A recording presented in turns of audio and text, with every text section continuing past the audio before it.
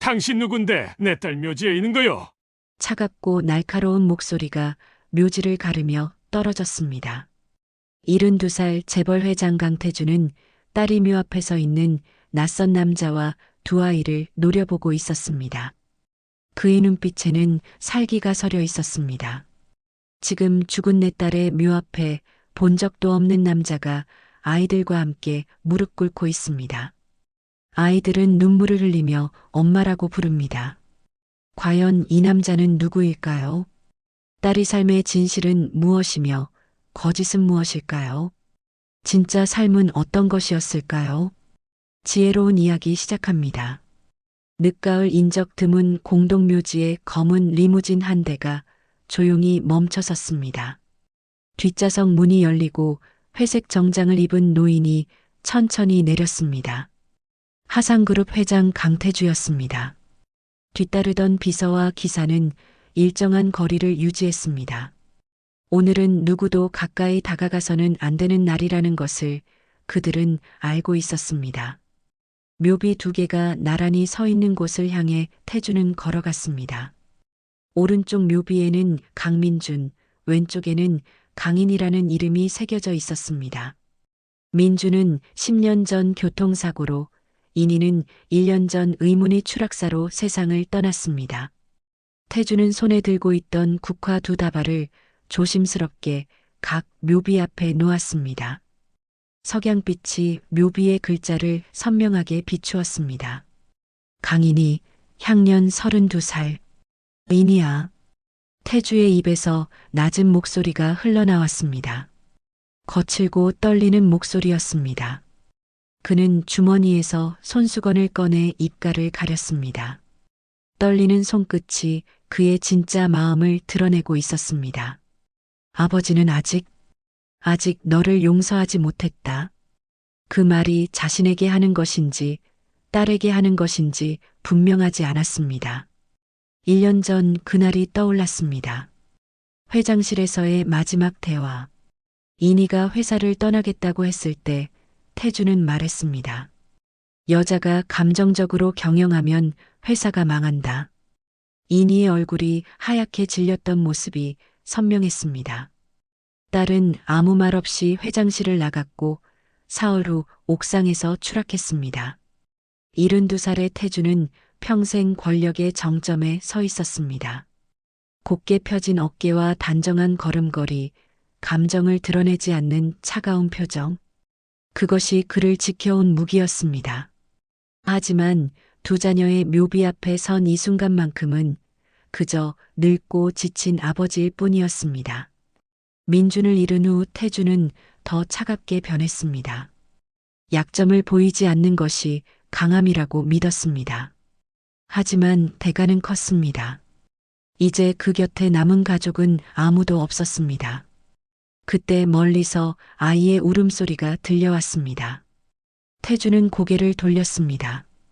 가로등 불빛 아래 검은 옷을 입은 젊은 남자가 쌍둥이를 안고 흐느끼고 있었습니다. 남자가 서 있는 곳은 인이의 묘 바로 앞이었습니다. 당신 누군데 내 딸 묘지에 있는 거요? 태주의 목소리가 차갑게 울려 퍼졌습니다. 남자가 깜짝 놀라 고개를 들었습니다. 27, 8쯤 되어 보이는 수척한 얼굴이었습니다. 눈가는 울어서 빨갛게 부어 있었습니다. 회장님이시죠? 저는 이준혁입니다. 태주는 그 이름을 들어본 적이 없었습니다. 이 아이들이 인이의 자식입니다. 순간 정적이 흘렀습니다. 태주의 얼굴에 분노가 스쳐 지나갔습니다. 1년 동안 인이의 죽음을 이용한 사기꾼들이 수없이 나타났습니다. 증거가 있나? 준혁은 낡은 사진첩을 꺼냈습니다. 태주는 받았지만 펼쳐보지 않았습니다. 이런 식으로 접근하는 사람이 한둘이 아니었소. 가보시오. 태주는 사진첩을 던지듯 돌려주고 돌아서려 했습니다. 하지만 아이의 목소리가 그를 멈추게 했습니다. 엄마, 엄마. 한 아이가 해맑게 인이의 묘비를 가리켰습니다. 다른 아이도 따라서 말했습니다. 삼촌도 여기 있어요. 엄마랑 같이. 태주의 등이 경직되었습니다. 천천히 돌아섰습니다. 쌍둥이는 밝고 사랑이 넘치는 표정으로 묘비를 바라보고 있었습니다. 슬픔이 아니라 그리움이 담긴 눈빛이었습니다. 아이들 이름이 뭡니까? 태주가 무의식 중에 물었습니다. 준서와 준하입니다. 태주의 심장이 크게 요동쳤습니다. 그 이름들은 자신의 아버지 강준식의 이름에서 따온 것이었습니다. 누가 지은 이름이요? 인이가 직접 지었습니다. 회장님, 아버님 성함을 따서요. 할아버지께서 언젠가 아이들을 보시면 기뻐하실 거라고. 태주는 말문이 막혔습니다. 인이가 할아버지의 이름을 알고 있었다니. 그리고 그 이름을 자신의 아이들에게 물려주었다니. 태주의 손이 미세하게 떨렸습니다. 하지만 그는 감정을 억눌렀습니다. 거짓말이라면 당신을 가만두지 않을 것이요. 김 실장, 이 사람 연락처를 받아두게. 알겠습니다, 회장님. 태주는 더 이상 그들을 보지 않고 리무진을 향해 걸어갔습니다. 뒤에서 아이의 목소리가 들렸습니다. 아저씨, 할아버지예요? 준서의 천진난만한 목소리였습니다. 태주는 걸음을 멈추지 않았습니다. 차에 올라타 문을 닫았습니다. 백미러로 묘역을 바라보았습니다. 준혁이 쌍둥이를 안고 여전히 그 자리에 서 있었습니다. 차가 출발했습니다.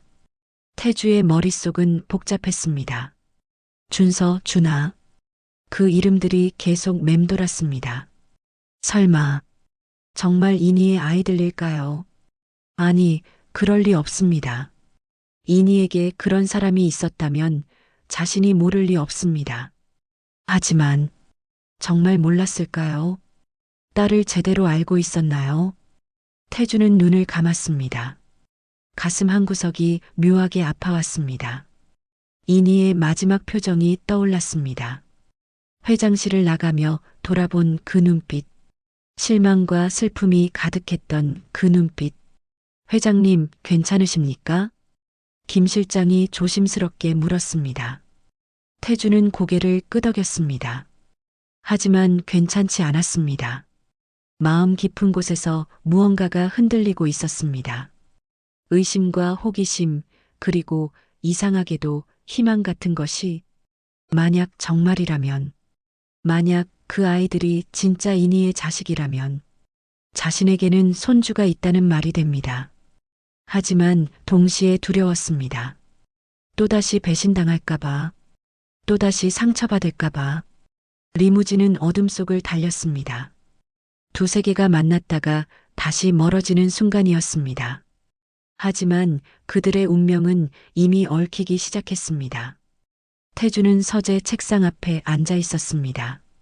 창밖으로 서울의 야경이 한눈에 내려다 보였지만 그의 시선은 책상 위 서류 한 장에 고정되어 있었습니다. 김 실장이 가져온 이준혁의 신원 조회 결과였습니다. 이준혁? 28살. 프리랜서 디자이너. 부모님은 이미 돌아가셨고 형제자매도 없습니다. 범죄 기록 없음. 빚도 없음. 평범한, 너무나 평범한 이력이었습니다. 태주는 서류를 내려놓고 눈을 감았습니다. 묘지에서 본 그 남자의 얼굴이 떠올랐습니다. 수척하고 지친 얼굴. 진짜 슬퍼하는 사람의 얼굴이었습니다.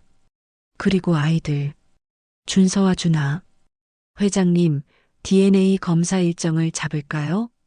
김 실장이 조심스럽게 물었습니다. 태주는 잠시 망설였습니다. 내일. 아니, 일단 기다려보지. 뭔가 석연치 않았습니다.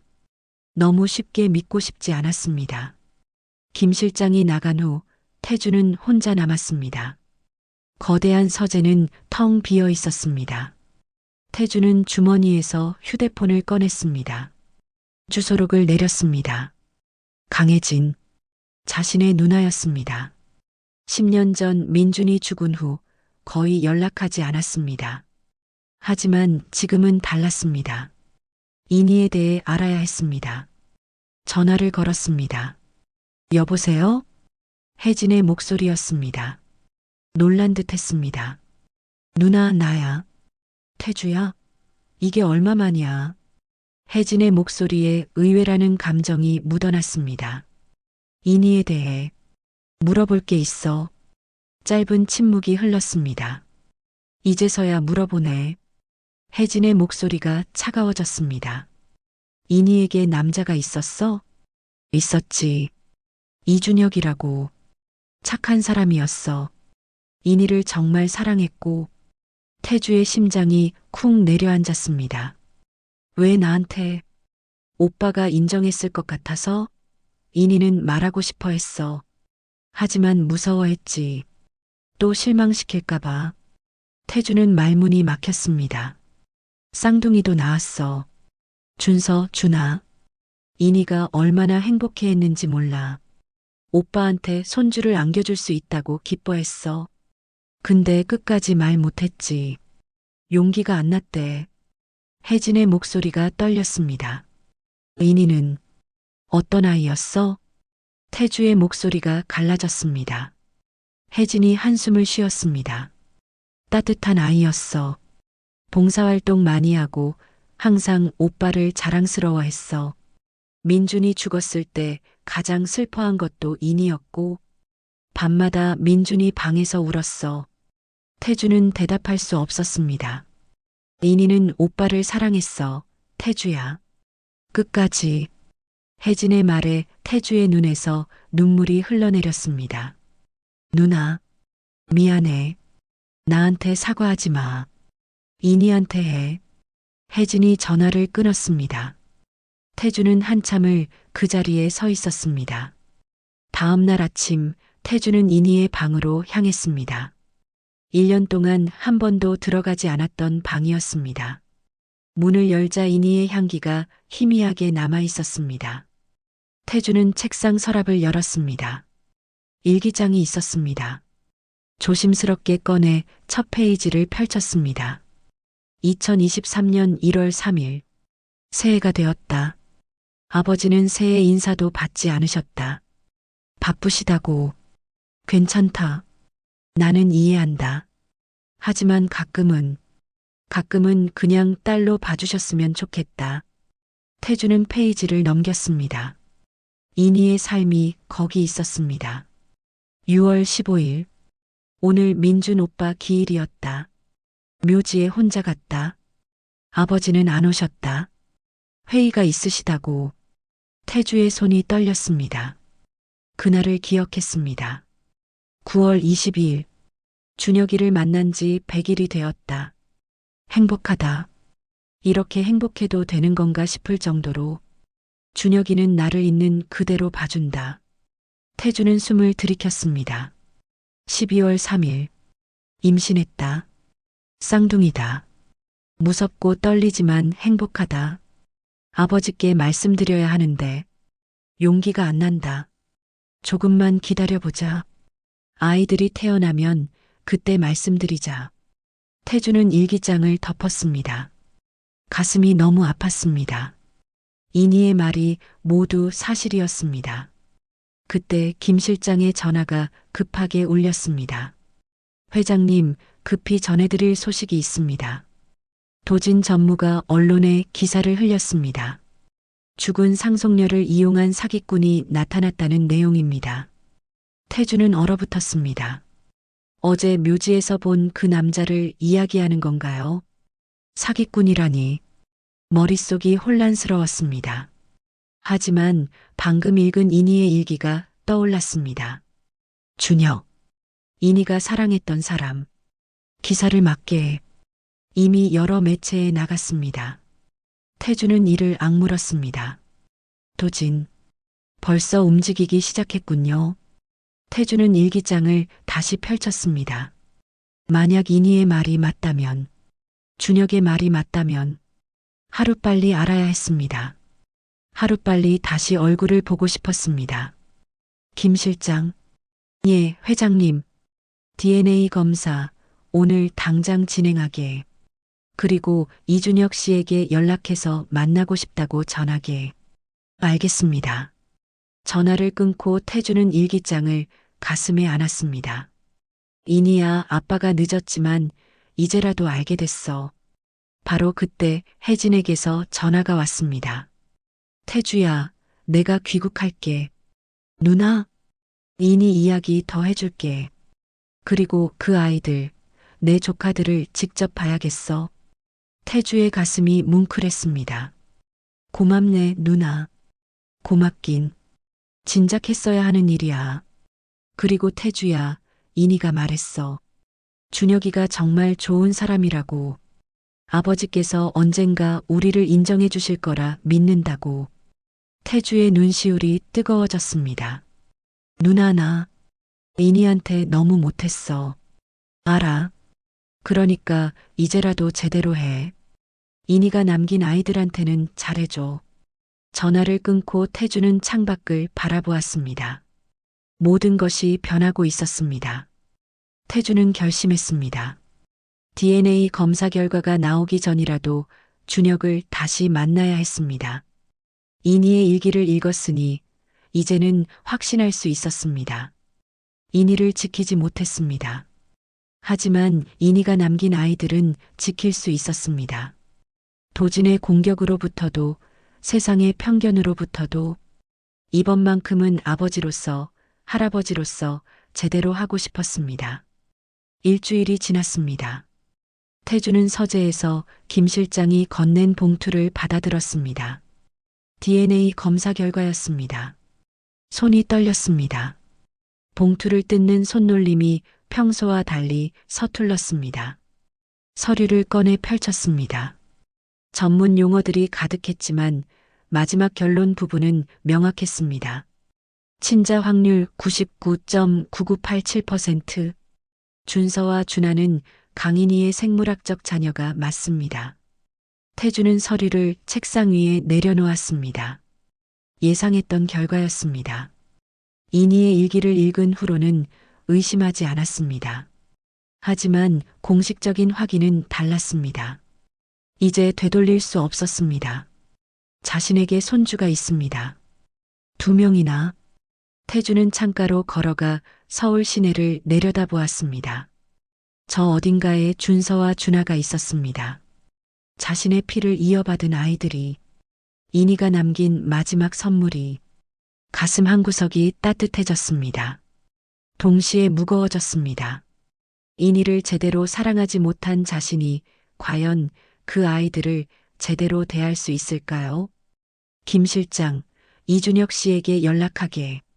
내일 저택으로 초대하고 싶다고 전해. 알겠습니다, 회장님. 김 실장이 나간 후 태주는 다시 이니의 방으로 향했습니다. 일주일 사이 여러 번 찾았던 곳이었습니다. 일기장을 다시 펼쳤습니다. 아직 읽지 않은 페이지들이 많았습니다. 2022년 8월 10일. 민준 오빠가 죽고 나서 아버지는 더 차갑게 변하셨다. 회사 일에만 매달리시고 집에도 거의 안 오신다. 하지만 난 아버지를 이해해. 아버지도 무척 슬프셨을 거야. 그냥 표현을 못하실 뿐이지. 난 오빠처럼 훌륭한 사업가가 되고 싶어. 그래서 아버지가 나를 보며 민준 오빠를 떠올리지 않게 하고 싶어. 아버지가 다시 웃으셨으면 좋겠어. 태주는 일기장을 무릎 위에 내려놓았습니다. 두 손으로 얼굴을 감쌌습니다. 이니가 그렇게 생각하고 있었다니. 자신을 이해한다고. 훌륭한 사업가가 되고 싶다고. 그런데 자신은 뭐라고 했습니까? 여자가 감정적으로 경영하면 회사가 망한다고. 딸의 꿈을 짓밟았습니다. 딸의 마음을 외면했습니다. 이니야, 아빠가 미안하다. 태주의 목소리가 텅 빈 방에 울렸습니다. 대답은 없었습니다. 영원히 없을 것입니다. 다음 날 오후 준혁이 쌍둥이를 데리고 저택을 찾아왔습니다. 태주는 거실에서 그들을 맞이했습니다. 준혁은 여전히 수척했지만 일주일 전보다는 조금 나아 보였습니다. 정장을 단정하게 차려입고 왔습니다. 쌍둥이는 태주를 보자 호기심 어린 눈으로 바라보았습니다. 준서가 먼저 입을 열었습니다. 할아버지예요? 아이의 목소리가 맑았습니다. 태주는 무릎을 꿇고 아이들과 눈높이를 맞췄습니다. 평생 해본 적 없는 행동이었습니다. 그래, 할아버지란다. 목소리가 떨렸습니다. 준하가 고개를 갸우뚱했습니다. 엄마 아빠예요? 엄마의 아빠지. 태주가 대답했습니다. 준하가 환하게 웃었습니다. 그럼 우리 할아버지네요. 아이의 웃음에 태주의 가슴이 뭉클했습니다. 이렇게 순수하게 자신을 받아들이다니. 준혁이 조심스럽게 입을 열었습니다. 회장님, 이렇게 불러주셔서 감사합니다. 아니, 내가 먼저 사과해야겠네. 묘지에서 무례하게 대했소. 태주가 말했습니다. 준혁은 고개를 저었습니다. 이해합니다. 갑자기 나타난 낯선 사람이었으니까요. 태주는 준혁을 자세히 관찰했습니다. 정직해 보이는 눈빛이었습니다. 거짓이 없었습니다. 인이가 사랑할 만한 사람이었습니다. 인이 이야기를 들려주시겠소? 내가 몰랐던 인이를. 준혁의 눈에 그리움이 번졌습니다. 인이는 정말 따뜻한 사람이었습니다. 처음 만났을 때 카페에서였어요. 제가 커피를 쏟았는데 인이가 웃으며 괜찮다고 했죠. 준혁이 천천히 이야기를 풀어냈습니다. 인이가 얼마나 밝았는지, 얼마나 다른 사람을 먼저 생각했는지, 민준 이야기를 할 때면 항상 눈시울이 붉어졌다는 것도. 인이는 민준 형님을 정말 그리워했습니다. 매달 형님 기일에 묘지에 갔어요. 회장님이 못 가실 때도 인이는 꼭 갔습니다. 태주의 가슴이 찔렸습니다. 민준 기일. 몇 번이나 회의 때문에 가지 못했습니다. 그때마다 인이가 혼자 갔다는 것을 이제야 알았습니다. 회장님 이야기도 많이 했습니다. 존경한다고, 자랑스럽다고, 언젠가 아버지께 인정받는 사업가가 되고 싶다고요.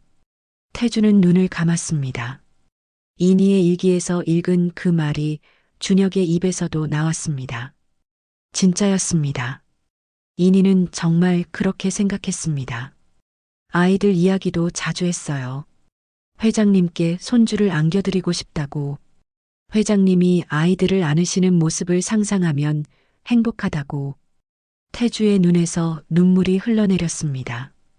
72년을 살면서 남 앞에서 우는 것은 처음이었습니다. 준혁이 당황했습니다. 회장님, 괜찮네. 계속 말해주게. 태주는 눈물을 닦으며 말했습니다. 준혁은 잠시 망설이다 계속했습니다. 인이가 마지막으로 한 말이 있습니다. 죽기 사흘 전이었어요. 아이들을 안고 있으면서 이제 아버지께 말씀드려야 할 것 같아. 무섭지만 용기를 내야지라고 했습니다. 태주의 손이 떨렸습니다. 사흘 후 인이는 죽었습니다. 자신에게 말하기도 전에 저녁이 되었습니다. 태주는 준혁과 아이들을 저녁 식사에 초대했습니다. 거대한 식탁에 4사람이 앉았습니다. 오랜만에 식탁에 웃음소리가 울렸습니다. 쌍둥이가 제잘거렸고 준혁이 아이들을 달랬습니다. 태주는 그 모습을 바라보며 생각했습니다. 이것이 가족이구나. 이것이 자신이 놓쳤던 것이구나. 식사 후 아이들이 정원에서 놀고 있을 때였습니다. 태주의 서재로 한 사람이 조용히 들어왔습니다. 차무영이었습니다. 무영은 태주의 오랜 측근이었습니다. 전직 정보기관 요원 출신으로 15년째 태주를 보좌하고 있었습니다. 말수가 적고 조용했지만 눈빛은 날카로웠습니다. 회장님, 잠시 말씀드릴 것이 있습니다. 무영의 목소리가 평소보다 낮았습니다. 태주는 고개를 끄덕였습니다. 무영이 서류 봉투를 건넸습니다. 제가 10년간 개인적으로 조사한 것입니다. 태주는 눈썹을 치켜 올렸습니다. 무슨 조사? 민준 도련님의 교통사고와 인이 양의 추락사입니다. 태주의 얼굴이 굳었습니다. 무영이 계속 말했습니다. 처음에는 그냥 의문이었습니다. 하지만 시간이 지날수록 확신으로 바뀌었습니다. 뭔가 석연치 않은 부분들이 너무 많습니다. 태주는 서류를 펼쳤습니다. 사고 현장 사진들, 목격자 진술서, 경찰 보고서, 모두 10년 전 자료였습니다. 민준 도련님의 사고 당일 블랙박스가 이상하게 작동하지 않았습니다. 차량 정비 기록을 보면 사고 일주일 전 정비를 받았는데 블랙박스는 멀쩡했다고 되어 있습니다. 무영의 손가락이 사진 한 장을 가리켰습니다. 그리고 사고 현장 근처에서 발견된 타이어 자국. 경찰은 무시했지만 전문가에게 분석을 의뢰한 결과 의도적인 추돌 흔적일 가능성이 높습니다. 태주의 손이 떨리기 시작했습니다. 이니 양의 경우는 더 의심스럽습니다. 옥상 CCTV가 사고 전후 1시간 동안 작동하지 않았습니다. 건물 관리팀은 기술적 오류라고 했지만 너무 우연이 아닙니까? 무영이 또 다른 서류를 꺼냈습니다. 그리고 두 사건 모두 누군가에게 너무 유리하게 흘러갔습니다. 누구 말인가? 태주의 목소리가 날카로워졌습니다. 무영은 잠시 망설였습니다. 확실한 증거는 아직 없습니다. 하지만 민준 도련님이 죽은 후 가장 큰 이득을 본 사람, 이니 양이 죽은 후 후계자 자리에 가장 가까워진 사람. 도진인가? 태주의 얼굴이 창백해졌습니다. 무영은 고개를 숙였습니다. 아직 추측일 뿐입니다. 하지만 조사할 가치가 있다고 판단했습니다. 바로 그때 노크 소리가 들렸습니다. 준혁이었습니다. 무영이 재빨리 서류를 정리했습니다. 들어오게. 준혁이 들어왔습니다. 분위기가 심상치 않다는 것을 눈치챘는지 조심스러웠습니다. 아이들이 피곤해하는 것 같아서 이만 가봐야 할 것 같습니다. 태주는 고개를 끄덕였습니다. 하지만 무영을 바라보며 말했습니다. 이준혁 씨도 알아야 할 것 같네. 이 이야기. 무영이 준혁을 바라보았습니다. 준혁은 혼란스러운 표정이었습니다. 무슨, 앉게. 태주가 의자를 가리켰습니다. 준혁이 앉았습니다. 무영이 간략하게 설명했습니다. 민준과 이니의 죽음이 사고가 아닐 수도 있다는 것을, 누군가 의도적으로 죽였을 가능성이 있다는 것을. 준혁의 얼굴이 점점 굳어갔습니다. 그럼 이니가 아직 확실하지 않네. 태주가 말했습니다. 하지만 조사는 해봐야겠네. 차무영, 계속 진행하게. 모든 자원을 동원해도 좋네. 알겠습니다. 무영이 일어서며 말했습니다. 시간이 걸리겠지만 진실을 밝혀내겠습니다. 무영이 조용히 사라졌습니다. 태주와 준혁만 남았습니다. 둘 다 침묵했습니다. 만약 정말이라면. 준혁의 목소리가 떨렸습니다. 만약 누군가 이니를 죽였다면. 저는 진정하게. 태주가 준혁의 어깨에 손을 올렸습니다. 아직 확실하지 않네. 그리고 만약 정말이라면 내가 처리하겠네. 내 자식들이니까. 준혁이 고개를 숙였습니다. 태주는 창밖을 바라보았습니다. 정원에서 쌍둥이가 뛰어노는 모습이 보였습니다. 만약 정말 누군가 민준과 이니를 죽였다면, 만약 그것이 도진이라면, 태주는 이를 악물었습니다. 절대 용서하지 않을 것입니다. 하지만 지금 당장은 아이들을 지켜야 했습니다. 이니가 남긴 소중한 아이들을 이번에는 지키고 싶었습니다. 반드시. 태주는 정기 건강검진을 받기 위해 병원을 찾았습니다. 1년에 2번 어김없이 받는 검진이었습니다. 회장님, 오늘은 인지 기능 검사도 추가로 하시는 게 어떨까요? 박 원장이 조심스럽게 제안했습니다. 태주는 고개를 끄덕였습니다. 72살이면 당연한 검사였습니다.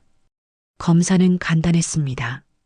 몇 가지 질문에 답하고 그림을 보고 설명하고 숫자를 거꾸로 세는 것. 태주는 무난하게 답했다고 생각했습니다. 일주일 후 박 원장이 심각한 표정으로 찾아왔습니다. 회장님, 초기 치매 증상이 의심됩니다. 뭐라고? 인지 기능 검사에서 몇 가지 이상 소견이 나왔습니다. 기억력 저하, 판단력 감퇴 등이요. 태주는 믿을 수 없다는 표정으로 박 원장을 바라보았습니다. 말도 안 되는 소리. 나는 멀쩡해. 초기라서 자각하기 어려우실 수 있습니다. 정밀 검사를 더 받아보시는 게 필요 없네. 나가보게. 태주는 단호하게 말했습니다. 박 원장이 물러난 후 태주는 혼자 남아 생각에 잠겼습니다. 치매라니. 자신이. 하지만 최근 가끔 깜빡하는 일이 있긴 했습니다. 약속 시간을 잊어버린다든지 어제 한 회의 내용이 기억나지 않는다든지. 아니, 그건 그냥 바빠서 그런 거였습니다.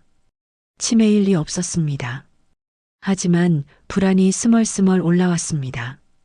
만약 정말이라면, 만약 자신이 판단력을 잃어간다면, 그로부터 며칠 후 이사회에서 이상한 움직임이 감지되기 시작했습니다. 주요 이사들이 도진을 개별적으로 만나고 있다는 보고가 들어왔습니다. 김 실장이 걱정스러운 얼굴로 찾아왔습니다. 회장님, 도진 전무가 이사들을 만나며 뭔가 이야기를 흘리고 있는 것 같습니다. 무슨 이야기? 확실하지는 않지만 회장님의 건강 상태에 대한 이야기인 것 같습니다. 태주의 얼굴이 굳었습니다. 도진이 알았다는 말입니까? 박 원장이 누설했을까요? 아니면 다른 경로로 주주총회를 소집하라는 요청이 들어왔습니다. 김 실장이 서류를 건넸습니다. 긴급 주주총회 소집 요청서였습니다. 도진을 포함한 주요 주주 5명의 서명이 있었습니다. 태주는 서류를 책상에 내던졌습니다. 분노가 치밀어 올랐습니다. 주주총회를 10개. 이번 주 금요일로. 태주는 창밖을 바라보았습니다. 가슴이 답답했습니다. 평생 권력의 정점에 서 있던 자신이 이제 의심받고 있습니다. 치매라는 낙인이 찍힐 위기에 처했습니다. 금요일이 되었습니다.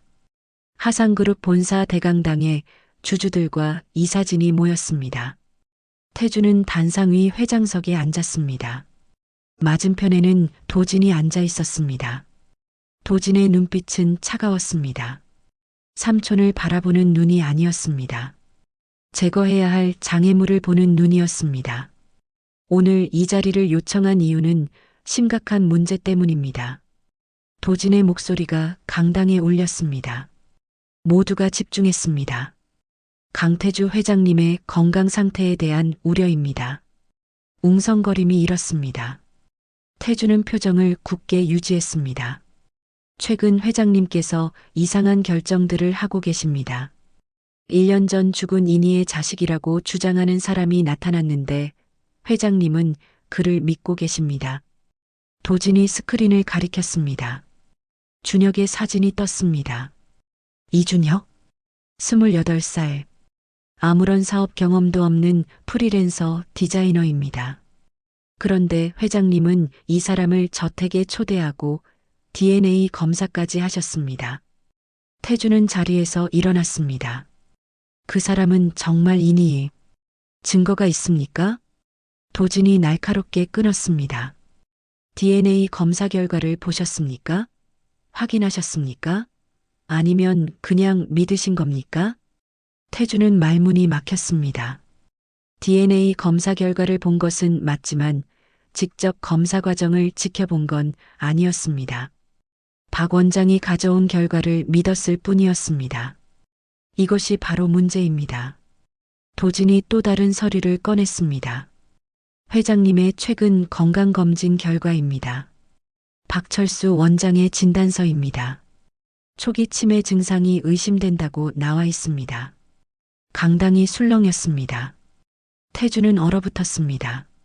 박 원장이 진단서를 만들었다니, 그것도 도진에게 넘겼다니, 회장님은 판단력을 잃어가고 계십니다.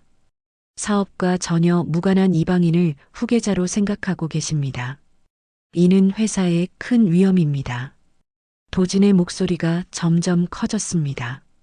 태주는 반박하고 싶었습니다. 하지만 말이 나오지 않았습니다. 머릿속이 하얗게 변했습니다. 더 있습니다. 도진이 손짓하자 스크린에 영상이 재생되었습니다. 태주가 복도를 걷다가 멈춰서서 주변을 두리번거리는 모습이었습니다. 마치 길을 잃은 것처럼. 이것은 지난주 회장님이 본사 3층에서 길을 찾지 못하시던 모습입니다. 태주는 그날을 기억했습니다.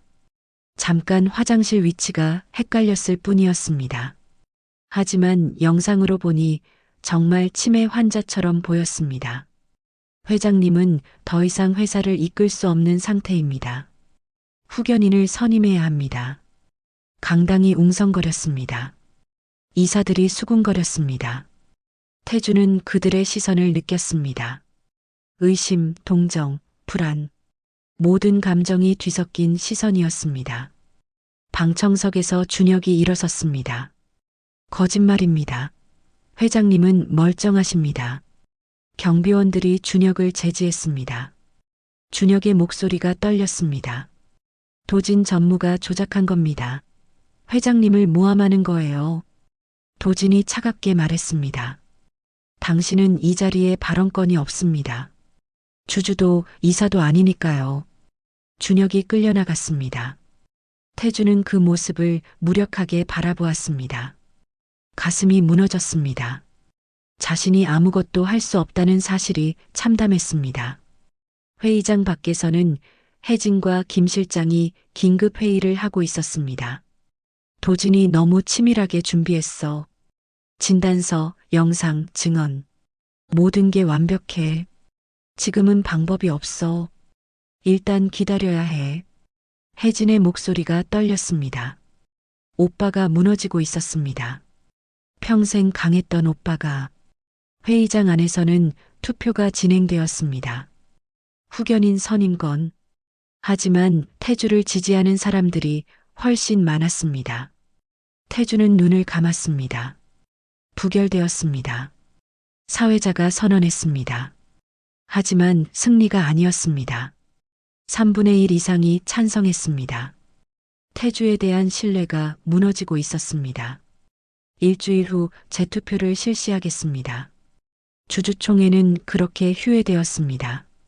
사람들이 떠났습니다. 태주는 자리에 그대로 앉아 있었습니다. 빈 강당, 텅 빈 의자들, 자신을 의심하는 눈빛들이 아직도 느껴졌습니다. 김 실장이 조심스럽게 다가왔습니다. 회장님 가시죠.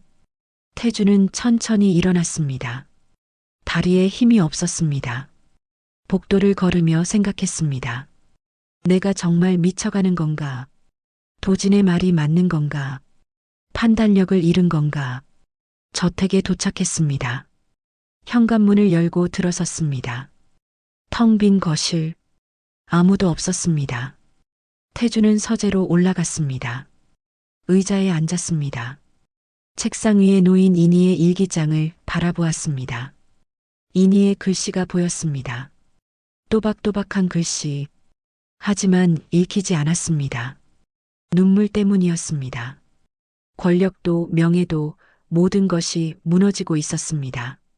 태주는 책상에 엎드렸습니다. 일기장을 꼭 안고 딸의 흔적을 꼭 안고 평생 처음이었습니다. 누군가에게 도움을 요청하고 싶다는 생각이 든 것이 평생 혼자 결정하고 혼자 책임지고 혼자 싸워왔습니다. 하지만 지금은 달랐습니다. 너무 무거웠습니다. 너무 혼란스러웠습니다. 하지만 주변을 둘러봐도 아무도 없는 것 같았습니다. 문득 생각이 스쳤습니다. 인이라면, 인이가 살아있었다면 나를 도와줬을까? 딸이 아버지를 도와줬을까? 아니, 그 전에 자신이 인이를 도와줬어야 했습니다. 인이가 힘들 때, 외로울 때 아버지가 곁에 있어줬어야 했습니다. 하지만 이제 인이는 없었습니다. 창밖으로 달빛이 비쳤습니다. 서재는 고요했습니다. 72살 노인의 흐느낌만이 조용히 울렸습니다. 평생 강했던 사람이, 평생 감정을 드러내지 않았던 사람이 이제 무너지고 있었습니다. 하지만 아직 끝이 아니었습니다. 일주일 후면 다시 투표가 있었습니다. 그때까지 뭔가 해야 했습니다. 자신이 멀쩡하다는 것을 증명해야 했습니다. 하지만 태주는 그저 두려웠습니다. 모든 것을 잃을까봐, 준혁과 아이들마저 잃을까봐, 인이가 남긴 마지막 선물마저 지키지 못할까봐, 그렇게 밤이 깊어갔습니다. 주주총회 다음 날 아침, 태주는 서재에서 창밖을 바라보고 있었습니다. 밤새 잠을 이루지 못했습니다. 일주일. 단 일주일 안에 모든 것을 바꿔야 했습니다. 노크 소리가 들렸습니다. 혜진과 준혁이 함께 들어왔습니다. 준혁은 큰 가방을 들고 있었습니다. 오빠, 일주일밖에 안 남았어. 뭔가 해야 해. 혜진이 먼저 입을 열었습니다. 알고 있네. 태주의 목소리가 지쳐 있었습니다. 회장님, 제가 도울 수 있습니다. 준혁이 조심스럽게 말했습니다. 태주가 준혁을 바라보았습니다. 회의적인 눈빛이었습니다. 자네가, 디자이너인 자네가 뭘 도울 수 있다는 건가? 혜진이 끼어들었습니다. 오빠, 일단 들어봐. 준혁 씨, 도진의 주장을 반박하려면 당신이 단순한 이방인이 아니라는 걸 증명해야 해요. 준혁이 가방에서 노트북을 꺼냈습니다. 펼치자 화면에 수많은 파일들이 정리되어 있었습니다. 재무 분석 보고서, 시장 조사 자료, 사업 계획서들이었습니다. 이게 뭔가? 태주가 물었습니다. 제가 지난 2년간 공부하고 준비한 자료들입니다. 준혁이 파일을 하나 열었습니다. 하상그룹의 사업 구조를 분석한 문서였습니다. 각 부문별 매출, 수익성, 시장 점유율이 상세하게 정리되어 있었습니다. 태주는 눈을 가늘게 떴습니다. 이건 전문가가 아니면 만들 수 없는 수준이었습니다. 자네가 이걸 만들었다고? 네. 그리고 이것도요. 준혁이 또 다른 파일을 열었습니다. 신사업 제안서였습니다. 친환경 에너지 사업에 대한 상세한 계획이었습니다. 시장 분석, 경쟁 구도, 수익 모델, 투자 계획까지 빈틈이 없었습니다. 태주는 숨을 들이켰습니다. 이건 MBA를 나온 사람도 쉽게 만들 수 없는 수준이었습니다. 자네가 정말 디자이너가 맞나? 이건 디자이너 맞습니다. 하지만 지난 2년간 다른 공부를 했습니다. 준혁이 또 다른 파일들을 보여줬습니다. 재무제표 분석, 마케팅 전략, 조직 관리론, 경영학의 핵심 분야들이 모두 정리되어 있었습니다. 어떻게 이런 걸 혼자 공부했나? 태주가 믿기지 않는다는 표정으로 물었습니다. 준혁이 잠시 망설였습니다. 그리고 조용히 대답했습니다. 혼자가 아니었습니다. 인이가 가르쳐줬습니다. 태주의 손이 멈췄습니다. 인이가? 네. 인이는 제가 디자이너라는 것을 알고 있었지만 그것만으로는 부족하다고 했습니다. 만약 자신과 함께 미래를 꿈꾼다면 사업을 이해해야 한다고요. 준혁의 목소리에 그리움이 묻어났습니다. 처음에는 거부했습니다. 저는 그냥 디자인만 하고 싶었으니까요. 하지만 인이는 끈질겼습니다. 매일 저녁 퇴근 후에 저를 가르쳤어요. 기초부터 차근차근. 혜진이 놀란 표정으로 물었습니다. 매일? 네. 거의 2년 동안요. 인이는 제게 선생님이었습니다. 아니, 멘토였습니다. 준혁이 노트북을 돌려 다른 폴더를 보여줬습니다. 폴더 이름은 준혁을 위한 강의였습니다. 안에는 수십 개의 파일이 있었습니다. 인이가 직접 만든 교육 자료들입니다. 제가 이해하기 쉽게 설명해 놓은 거예요. 태주가 파일을 하나 열었습니다. 재무제표 읽는 법에 대한 자료였습니다. 복잡한 내용을 쉽게 풀어놓았고 예시도 풍부했습니다. 인이의 손글씨로 된 메모도 보였습니다. 준혁아, 이 부분 어려우면 다시 설명해 줄게. 이해될 때까지. 태주는 그 메모를 바라보았습니다. 딸의 글씨였습니다. 딸의 마음이 느껴졌습니다. 인이는 왜 이렇게까지 했나? 태주가 떨리는 목소리로 물었습니다. 준혁이 대답했습니다. 저를 준비시키려고 했던 것 같습니다. 언젠가 회장님께 저를 소개할 날을 위해서요. 그냥 디자이너가 아니라 사업을 이해하는 사람으로 만들고 싶었던 거죠. 준혁이 또 다른 파일을 열었습니다. 바이오 헬스케어 사업 계획서였습니다. 이건 이니와 제가 함께 만든 겁니다. 이니가 산업 분석을 하고 저는 이니에게 배운 것을 토대로 수익 모델을 구상했어요. 밤을 새워가며 만들었습니다. 태주는 계획서를 읽었습니다. 완성도가 놀라웠습니다.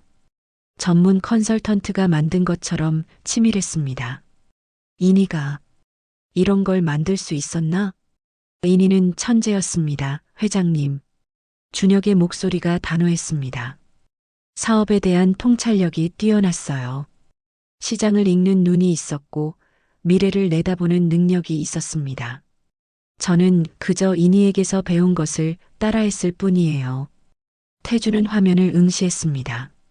딸이 만든 자료들이었습니다. 딸이 사랑하는 사람을 가르치며 만든 자료들이었습니다. 자네는 이니 덕분에 이렇게 된 건가? 그렇습니다. 제가 지금 이만큼 사업을 이해할 수 있게 된 건 전부 이니 덕분입니다. 준혁이 고개를 숙였습니다. 이니는 항상 말했습니다. 언젠가 아버지께 당당하게 말씀드리고 싶다고. 자신이 사랑하는 사람이 능력 있는 사람이라고. 그래서 저를 이렇게 키운 겁니다. 태주는 눈을 감았습니다. 가슴이 뭉클했습니다. 이니가 그렇게 생각하고 있었다니. 자신에게 인정받기 위해 준혁을 가르쳤다니. 이니는 정말 대단한 아이였군. 태주가 중얼거렸습니다. 혜진이 오빠의 손을 잡았습니다. 그래, 오빠. 이니는 뛰어난 아이였어. 오빠가 몰랐을 뿐이지. 준혁이 가방에서 오래된 휴대폰을 꺼냈습니다. 이건 이니가 사업 공부할 때 쓰던 휴대폰이에요.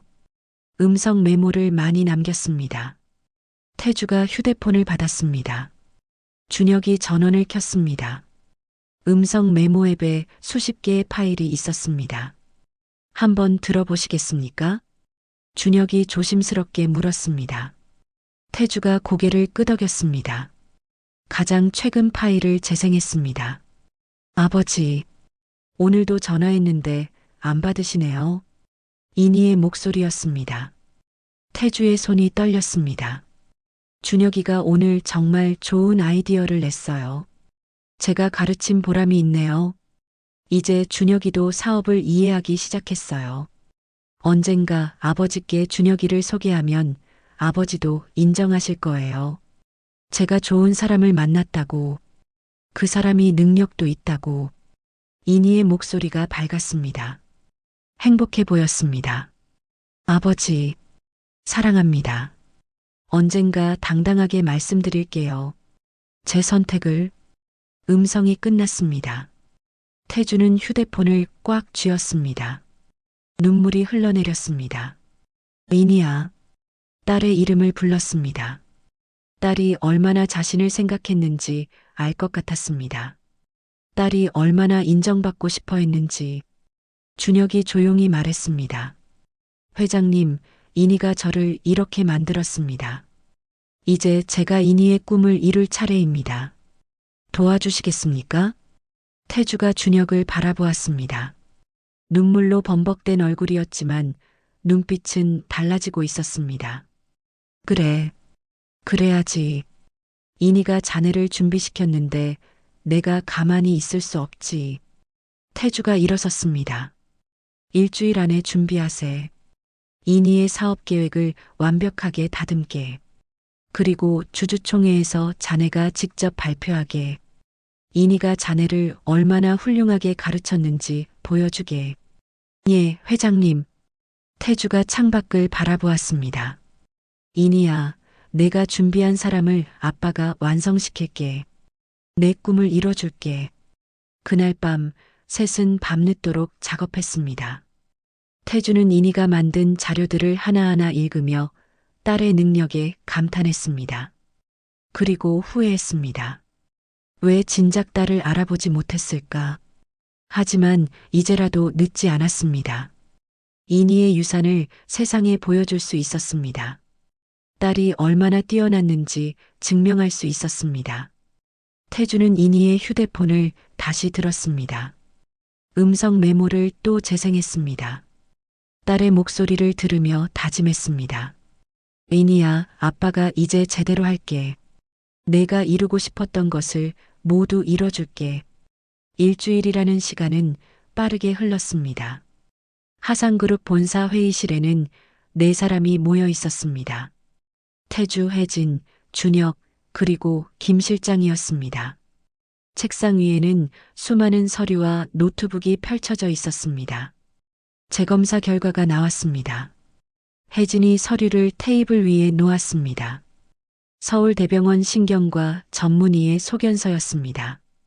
강태주 회장님은 인지 기능에 아무런 이상이 없습니다.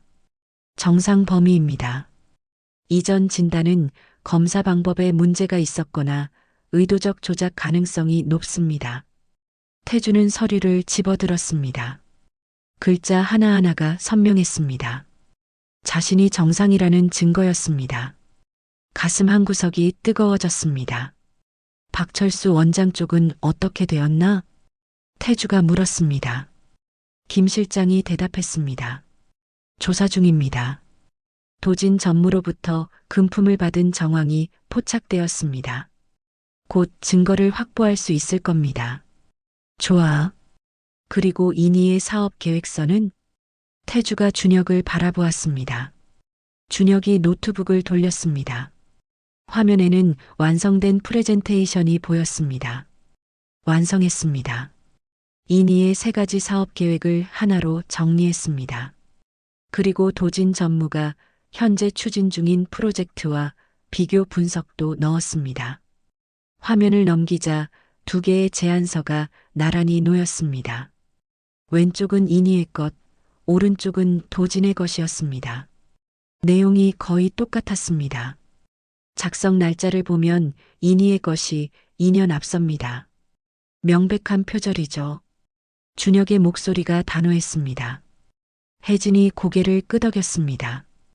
이 정도면 충분해. 도진의 거짓말을 폭로할 수 있어. 태주는 화면을 응시했습니다. 딸의 아이디어를 훔친 도진. 용서할 수 없었습니다. 하지만 동시에 가슴이 아팠습니다. 이니가 얼마나 많은 시간을 이 계획서에 쏟았을까. 모두 수고했네. 태주가 말했습니다. 목소리에 피로가 묻어났습니다. 일주일 내내 거의 잠을 못 잤습니다. 혜진이 걱정스러운 눈으로 오빠를 바라보았습니다. 오빠, 오늘은 쉬어. 내일이 주주총회잖아. 혜진과 김 실장이 먼저 나갔습니다. 준혁도 일어서려 했지만 태주가 손짓으로 막았습니다. 준혁, 자네는 좀 더 있게. 예, 회장님. 둘만 남았습니다. 태주는 창밖을 바라보았습니다. 태주는 저택 서재로 돌아왔습니다. 책상 위에는 내일 발표할 자료들이 쌓여 있었습니다. 하나하나 다시 검토하기 시작했습니다. 1시간쯤 지났을까요? 눈이 침침해졌습니다.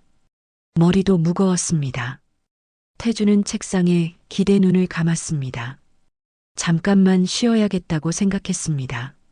노크 소리가 들렸습니다. 문이 열리고 준혁이 들어왔습니다. 손에는 따뜻한 차가 담긴 찻잔이 있었습니다. 아버님, 차 한잔 하세요. 준혁이 조심스럽게 찻잔을 책상 위에 놓았습니다. 태주는 눈을 떴습니다. 고맙네. 찻잔을 들어 한 모금 마셨습니다. 몸이 조금 풀리는 것 같았습니다. 너무 무리하시면 안 됩니다. 내일 중요한 날인데 컨디션이 안 좋으시면 곤란하죠. 준혁이 옆 의자에 앉으며 말했습니다. 태주는 준혁을 바라보았습니다. 문득 깨달았습니다. 이 젊은이가 지난 일주일 동안 자신 곁을 지켰다는 것을 마치 아들처럼, 아니, 민준이 살아있었다면 이랬을까요? 태주의 가슴이 뭉클했습니다. 준혁.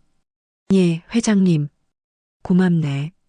자네가 없었으면 이렇게 준비하지 못했을 거야. 준혁이 고개를 저었습니다.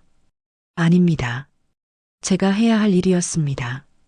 인희를 위해서라도요. 태주는 책상 위 서류를 가리켰습니다. 여기 이 부분은 좀 더 구체적인 숫자를 넣는 게 좋을 것 같습니다. 그리고 이 그래프는 색상을 바꿔서 더 눈에 띄게 만들면. 태주는 준혁의 말을 들으며 고개를 끄덕였습니다. 지혜로운 제안이었습니다. 상황을 정확히 파악하고 있었습니다. 인희가 정말 잘 가르쳤구나. 태주는 속으로 생각했습니다. 준혁이 서류를 수정하기 시작했습니다. 노트북을 열어 그래프를 다시 만들었습니다. 손놀림이 빠르고 정확했습니다. 태주는 그 모습을 지켜보았습니다. 문득 인희의 모습이 겹쳐 보였습니다. 인희도 이렇게 밤늦게 서류를 정리하곤 했었죠. 회사 일을 집에 가져와서 혼자 공부했었습니다. 태주는 그때 무관심했습니다. 어차피 여자니까 회사 일은 상관없다고 생각했습니다. 얼마나 잘못된 생각이었는지 이제야 알았습니다. 인희가 참 좋은 사람을 선택했구나. 태주가 중얼거렸습니다. 준혁이 고개를 들었습니다. 예, 자네 말일세. 인희가 자네를 선택한 건 현명한 일이었어. 준혁의 얼굴이 붉어졌습니다. 미소를 지었습니다. 수줍지만 행복한 미소였습니다. 감사합니다. 저도 인희를 만난 게 제 인생 최고의 행운이었습니다. 바로 그때였습니다. 서재 문이 벌컥 열렸습니다. 작은 발소리가 들렸습니다. 할아버지, 우리 왔어요. 준서와 준하가 서재로 뛰어들어왔습니다. 태주는 깜짝 놀라 일어섰습니다. 아이들이 태주의 무릎에 안겼습니다. 준서는 손에 뭔가를 들고 있었습니다. 종이였습니다. 할아버지, 우리가 그림 그렸어요. 보세요. 준서가 종이를 펼쳤습니다. 크레파스로 그린 그림이었습니다. 4명의 사람이 손을 잡고 서 있었습니다. 큰 사람, 중간 사람, 그리고 작은 사람 둘이었습니다. 이게 할아버지, 이게 아빠, 그리고 이게 우리. 준하가 그림을 가리키며 설명했습니다. 4사람 모두 웃고 있었습니다. 머리 위에는 해가 떠 있었고 꽃도 그려져 있었습니다. 태주는 그림을 받아들었습니다. 손이 떨렸습니다. 눈시울이 뜨거워졌습니다. 이렇게 단순한 그림이 이렇게 가슴을 울릴 수 있다니. 평생 차갑게 살아왔습니다. 감정을 드러내지 않았습니다. 가족보다 회사를 우선했습니다. 그 결과 민준과 인희를 잃었습니다. 하지만 지금은 달랐습니다. 이 아이들이 있었습니다. 준혁이 있었습니다. 혜진이 있었습니다.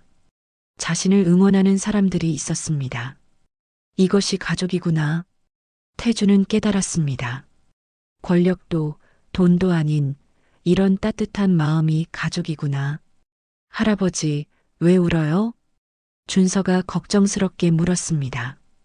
태주는 그제야 자신이 울고 있다는 것을 깨달았습니다. 눈물이 뺨을 타고 흘러내리고 있었습니다. 회장님, 괜찮으세요? 준혁이 다가와 걱정스럽게 물었습니다. 태주는 고개를 돌려 눈물을 훔쳤습니다. 아니, 괜찮네. 목소리가 떨렸습니다. 태주는 아이들을 꼭 안았습니다. 따뜻했습니다. 작은 몸이 자신의 품에 안겨 있었습니다. 그저 이니에게 미안할 뿐이야. 태주가 중얼거렸습니다. 준혁이 태주의 어깨에 손을 올렸습니다. 내가 이런 행복을 더 일찍 알았더라면 딸과도 이렇게 지낼 수 있었을 텐데. 이니는 아버님을 이해했을 겁니다. 준혁이 조용히 말했습니다. 그리고 지금 하늘에서 웃고 계실 거예요. 우리가 함께 있는 모습을 보시면서요. 태주는 천장을 올려다보았습니다. 이니가 정말 보고 있을까요? 자신과 준혁과 아이들이 함께 있는 모습을 행복해 할까요? 고맙구나, 아이들아. 할아버지에게 이런 선물을 줘서. 선물이요? 준하가 고개를 갸우뚱했습니다. 그래, 선물이야. 이 그림 할아버지가 소중하게 간직할게. 와, 정말요?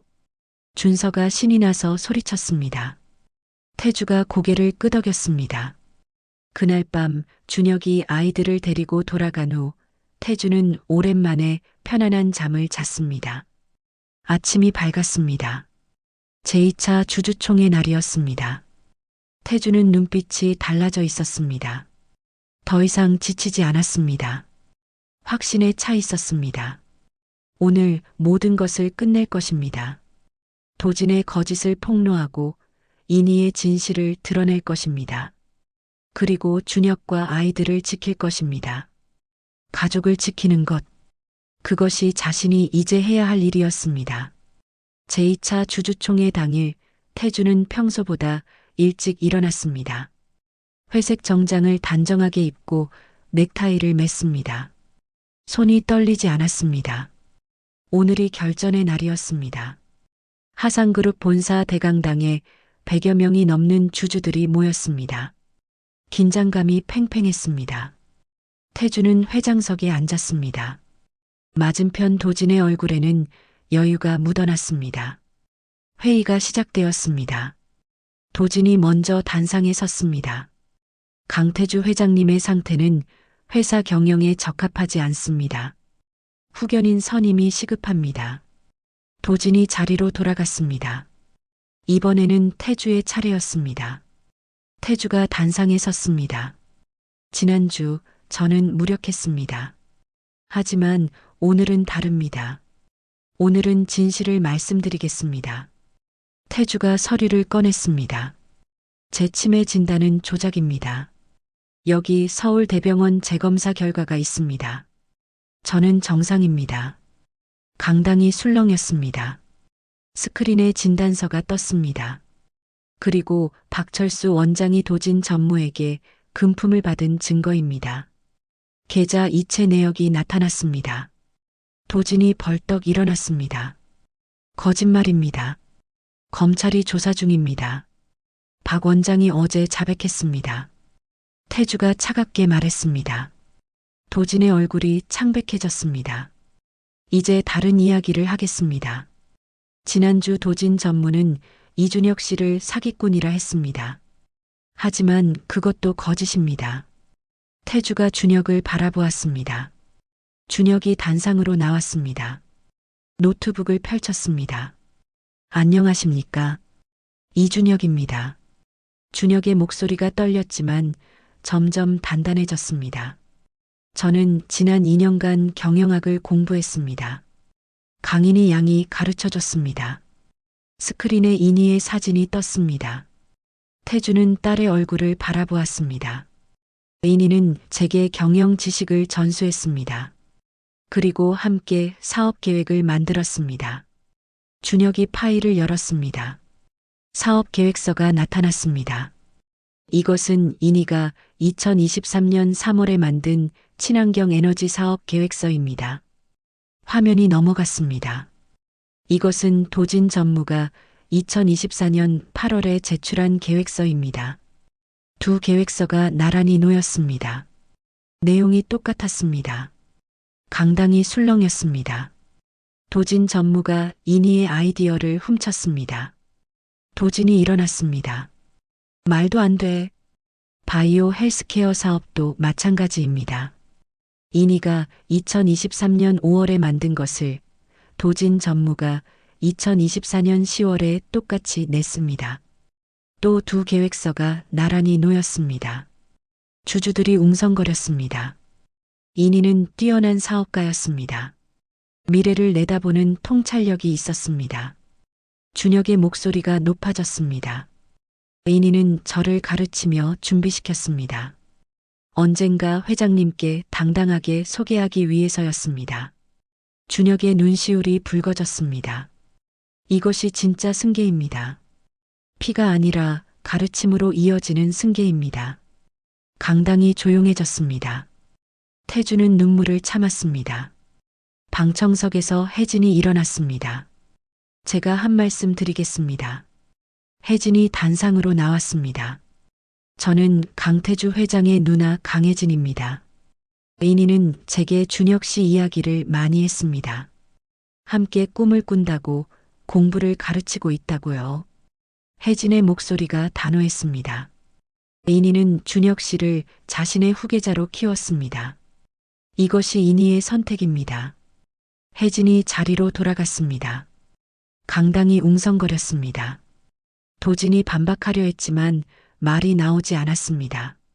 증거가 명백했습니다. 사회자가 일어났습니다. 이제 투표하겠습니다. 후견인 선임권 찬성하시는 분은 손을 들어주십시오. 3명이 손을 들었습니다. 반대하시는 분은? 수많은 손이 올라갔습니다. 9대 3으로 부결되었습니다. 박수가 터졌습니다. 태주는 눈을 감았습니다. 이겼습니다. 딸의 유산으로. 도진은 창백한 얼굴로 회의장을 나갔습니다. 아무도 그를 붙잡지 않았습니다. 회의가 끝났습니다. 사람들이 태주에게 축하한다고 말했습니다. 하지만 태주의 마음은 인희에게 가 있었습니다. 준혁, 고맙네. 자네가 없었으면 불가능했을 거야. 인희 덕분입니다. 혜진이 다가왔습니다. 오빠 잘했어. 인희도 기뻐할 거야. 태주는 고개를 끄덕였습니다. 승리했지만 인희는 돌아오지 않았습니다. 그날 밤 태주는 혼자 인희의 묘지를 찾았습니다. 묘비 앞에 무릎을 꿇었습니다. 인희야, 오늘 이겼어. 내 꿈으로 이겼어. 눈물이 흘러내렸습니다. 하지만 아빠는 여전히 미안해. 내가 살아있을 때 인정해주지 못해서. 바람이 불었습니다. 마치 인희가 대답하는 것 같았습니다. 태주는 한참을 앉아 있었습니다. 싸움은 끝났습니다. 하지만 여전히 해야 할 일이 남아 있었습니다. 인희의 꿈을 이루는 것. 그것이 태주가 할 일이었습니다. 주주총회 다음 날 아침, 준혁은 쌍둥이를 어린이집에 데려다 주고 있었습니다. 평소와 다름없는 아침이었습니다. 준서와 준하는 뒷좌석에서 제잘거렸습니다. 아빠, 오늘 할아버지 올까요? 준하가 물었습니다. 준혁이 백미러로 딸을 바라보며 웃었습니다. 아마 저녁에 오실 거야. 어린이집 앞에 도착했습니다. 준혁이 차에서 내려 뒷문을 열었습니다. 아이들이 가방을 메고 내렸습니다. 조심히 놀고 아빠가 5시에 데리러 올게. 네, 아빠. 아이들이 어린이집으로 뛰어갔습니다. 준혁은 그 모습을 지켜보며 미소 지었습니다. 다시 차에 올라탔습니다. 돌아가는 길이었습니다. 한적한 골목을 지나고 있었습니다. 그때였습니다. 갑자기 검은 승합차 2대가 나타나 길을 막았습니다. 준혁이 급브레이크를 밟았습니다. 차가 멈췄습니다. 무슨 일인가 싶어 창문을 내렸습니다. 여보세요, 무슨... 말이 끝나기도 전에 복면을 쓴 남자들이 차 문을 벌컥 열었습니다. 준혁을 끌어냈습니다. 뭐 하는 짓이에요? 준혁이 저항했지만 소용없었습니다. 다른 남자들이 어린이집으로 뛰어갔습니다. 잠시 후 비명소리가 들렸습니다. 준서와 준하를 끌고 나오고 있었습니다. 아빠, 아빠. 아이들이 울부짖었습니다. 준혁이 일어서려 했지만 남자가 그를 붙잡았습니다. 나 줘. 애들한테 손대지 마. 준혁이 비명을 질렀습니다. 하지만 남자들은 아이들을 승합차에 태웠습니다. 차 문이 닫혔습니다. 준서야, 준아야. 준혁이 뛰쳐나가려 했지만 남자가 그를 밀쳤습니다. 준혁이 땅에 쓰러졌습니다. 승합차들이 빠르게 사라졌습니다. 준혁은 무릎을 꿇고 앉아 울부짖었습니다. 손이 떨렸습니다. 숨이 막혔습니다. 휴대폰이 울렸습니다. 낯선 번호였습니다. 준혁이 전화를 받았습니다. 여보세요. 이준혁? 차가운 목소리였습니다. 도진이었습니다. 도진, 내가 왜? 아이들을 살리고 싶으면 잘 들어. 도진의 목소리가 냉정했습니다. 혼자 이 주소로 와. 1시간 안에. 누구에게도 말하지 마. 경찰을 부르면 아이들은 죽어. 문자가 왔습니다. 주소였습니다. 외딴 산길의 폐창고였습니다. 도진, 제발. 아이들은 놔줘. 아이들은. 1시간. 전화가 끊어졌습니다. 준혁은 떨리는 손으로 휴대폰을 쥐었습니다. 태주에게 전화해야 했습니다. 경찰을 불러야 했습니다. 하지만 도진의 말이 떠올랐습니다. 경찰을 부르면 아이들은 죽는다. 준혁은 결단을 내렸습니다. 혼자 가야 했습니다. 차에 올라탔습니다. 내비게이션에 주소를 입력했습니다. 산길이었습니다. 40분 거리였습니다. 준혁은 엑셀을 밟았습니다. 산길을 올라갔습니다. 나무들이 빽빽했습니다. 해가 가려져 어두웠습니다. 마침내 폐창고가 보였습니다. 낡고 허름한 건물이었습니다. 준혁이 차에서 내렸습니다. 조심스럽게 창고로 다가갔습니다. 문이 반쯤 열려 있었습니다. 준서야, 준아야. 준혁이 소리쳤습니다. 안에서 아이들의 울음소리가 들렸습니다. 준혁이 문을 밀고 들어갔습니다. 창고 안은 어두웠습니다. 한쪽 구석에 쌍둥이가 묶여 있었습니다. 입에는 테이프가 붙어 있었습니다. 애들아. 준혁이 달려갔습니다. 아이들을 풀어주려 손을 뻗었습니다. 바로 그때 뒤에서 목소리가 들렸습니다. 잘 왔군. 도진이었습니다. 그림자 속에서 나타났습니다. 냉소를 띤 얼굴이었습니다. 도진, 아이들을 놔줘. 놔주지. 곧. 도진이 천천히 다가왔습니다. 10년 전 민준, 1년 전 이니, 그리고 오늘 너와 내 새끼들까지. 방해물은 모두 제거하는 게 내 방식이야. 준혁의 피가 얼어붙었습니다. 내가 민준과 이니를 죽였어? 당연하지. 내 자리를 위협하는 놈들이었으니까. 도진이 웃었습니다. 소름 끼치는 웃음이었습니다. 오늘 너희도 사고로 죽을 거야. 불타는 사고로. 도진이 손짓했습니다. 남자 둘이 나타나 준혁을 붙잡았습니다. 창고 문을 닫고 밖에서 자물쇠로 잠갔습니다. 창고 밖에서 액체를 뿌리는 소리가 들렸습니다. 휘발유 냄새가 났습니다. 불타 죽는 사고로 만들어주지. 도진의 목소리가 문 밖에서 들렸습니다. 준혁이 문을 두드렸습니다. 도진, 안 돼. 아이들은 죄가 없어. 걱정 마. 고통은 길지 않을 거야. 라이터 소리가 들렸습니다. 준혁은 절망했습니다. 아이들을 끌어안았습니다. 미안해. 아빠가 미안해. 바로 그 순간이었습니다. 사이렌 소리가 들렸습니다. 여러 대였습니다. 점점 가까워졌습니다. 뭐야? 도진의 당황한 목소리가 들렸습니다. 차 소리가 멈췄습니다. 문 여는 소리, 발소리가 사방에서 들렸습니다. 경찰이다. 손들어. 형사들의 목소리였습니다. 도진이 뛰려는 소리가 들렸습니다.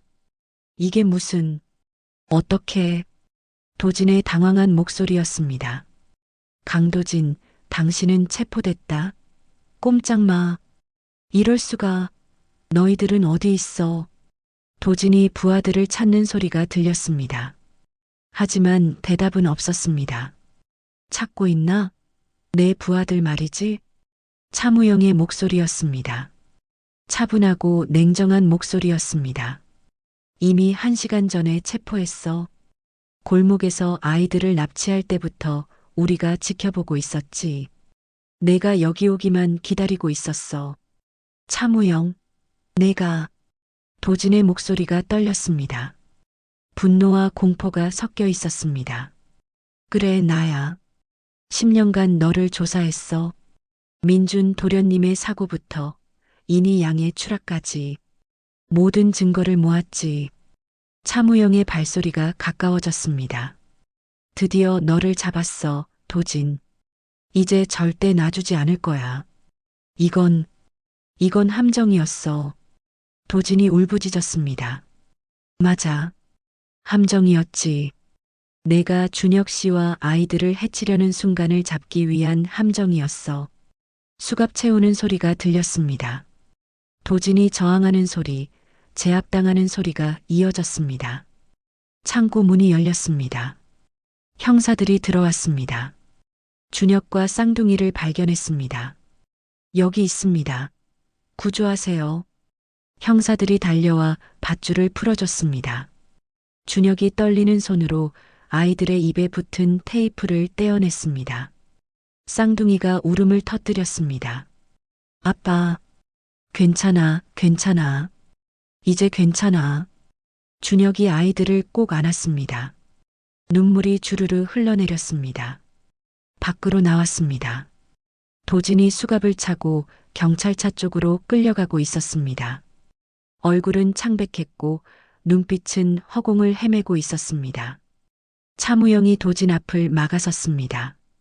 강도진, 너는 강민준 살해, 강인희 살해, 그리고 이준혁과 쌍둥이 살해 미수로 기소될 거야. 증거는 충분해. 내 자백까지 모두 녹음했어. 도진이 고개를 들었습니다. 차무영의 가슴에 작은 녹음기가 달려 있었습니다. 회장님께서는 이미 모든 것을 알고 계십니다. 차무영이 조용히 말했습니다.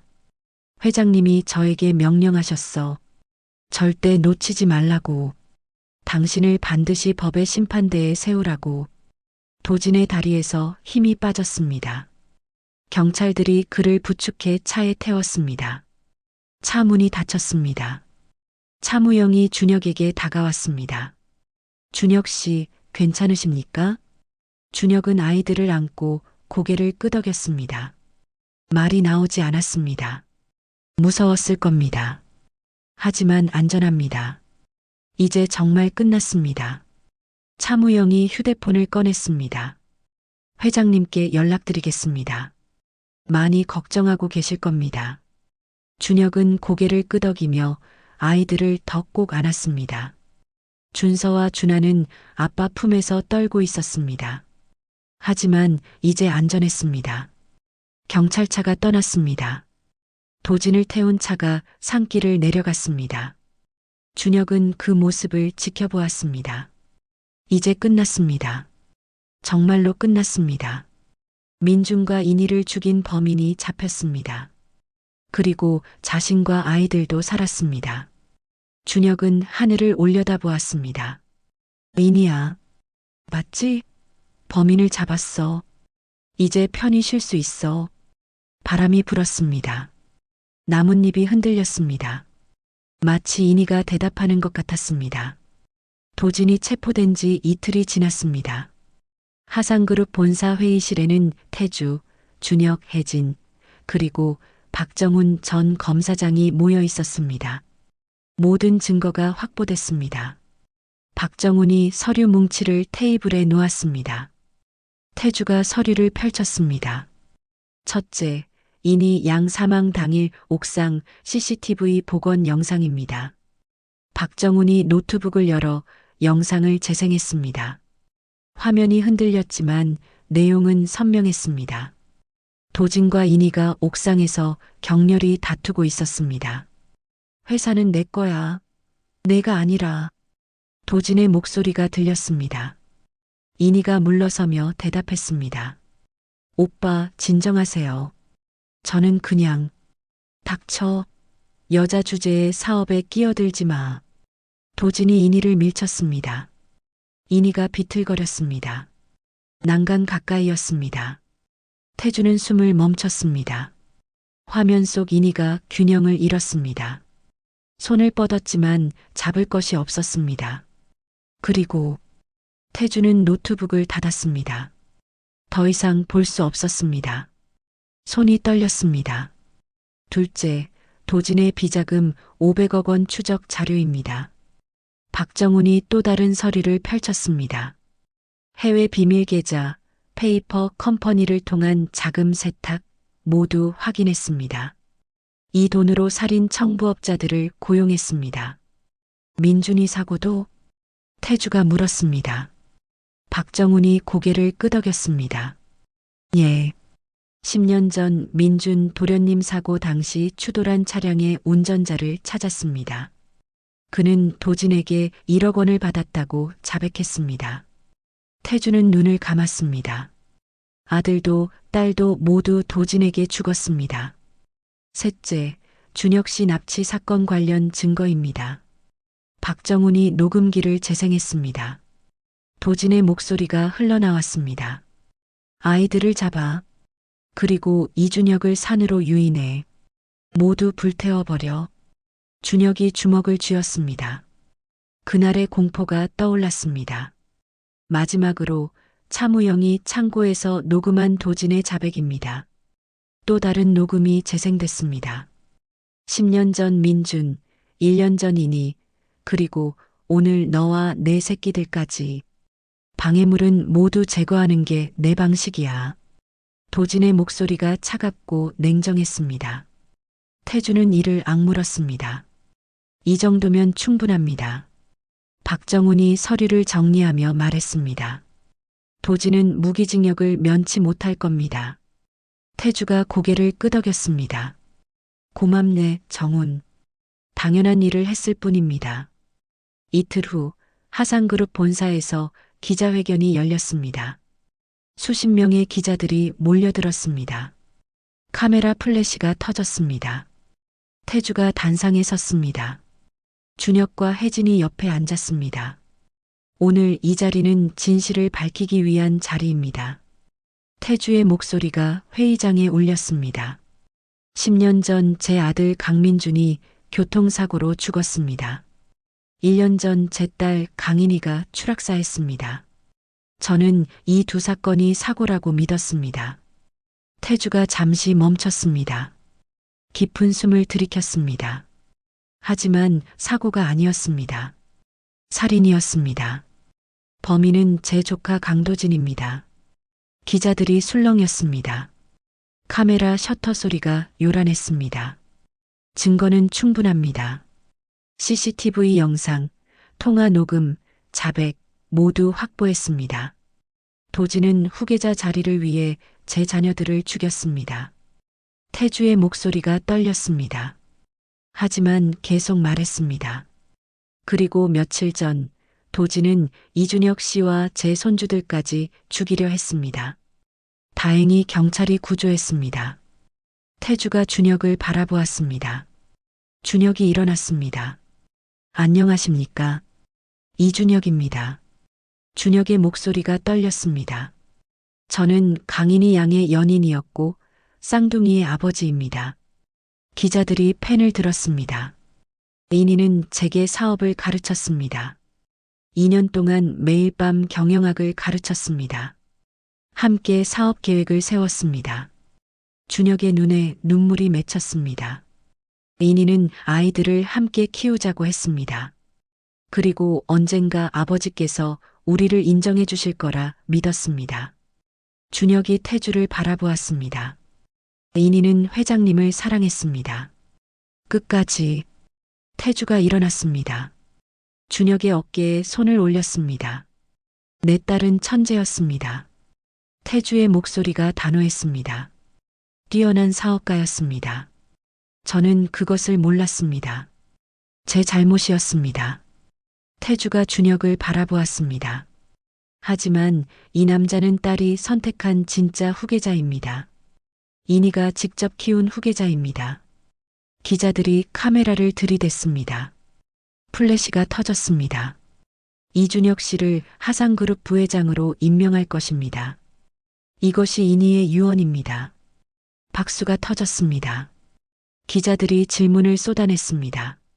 하지만 태주는 단상을 내려왔습니다. 더 이상 할 말이 없었습니다. 그날 저녁 뉴스는 이 이야기로 가득했습니다. 하상그룹 살인 사건, 도진의 체포, 준혁의 등장. 다음 날 아침 긴급 속보가 떴습니다. 강도진, 공항에서 도주 시도하다 체포. 화면에 공항 출국 게이트가 나왔습니다. 도진이 모자를 눌러쓰고 줄을 서 있었습니다. 출입국 심사대에 다가갔습니다. 심사관이 여권을 확인했습니다. 잠시 후 뒤를 돌아보며 손짓했습니다. 경찰들이 나타났습니다. 강도진 씨죠? 체포영장이 발부됐습니다. 도진이 뛰려 했습니다. 하지만 경찰들이 그를 제압했습니다. 수갑이 채워졌습니다. 나 줘. 난 아무것도 안 했어. 도진이 발버둥쳤습니다. 하지만 소용없었습니다. 카메라가 그 모습을 생중계했습니다. 전 국민이 그 장면을 봤습니다. 댓글이 쏟아졌습니다. 드디어 잡혔다.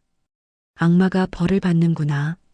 강민준, 강인이의 원수를 갚았다. 태주는 뉴스를 보며 눈을 감았습니다. 민준아, 인이야. 이제 편히 쉬어라. 준혁이 옆에 앉아 있었습니다. 쌍둥이가 할아버지 무릎에 안겨 있었습니다. 이제 끝났습니다, 회장님. 그래. 이제 끝났구나. 재판은 신속하게 진행되었습니다.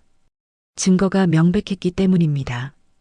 도진은 민준 살해, 인이 살해, 준혁과 쌍둥이 살해 미수로 무기징역을 선고받았습니다. 판결이 내려진 날 태주는 조용히 법정을 빠져나왔습니다. 방청석의 환호도 기자들의 질문도 귀에 들어오지 않았습니다. 정의가 실현되었지만 민준과 인이는 돌아오지 않았습니다. 그날 오후 5시쯤 태주는 저택에서 혼자 있었습니다. 준혁과 아이들은 먼저 돌아갔고 혜진도 호텔로 갔습니다. 태주는 문득 일어섰습니다. 코트를 입었습니다. 차 열쇠를 집었습니다.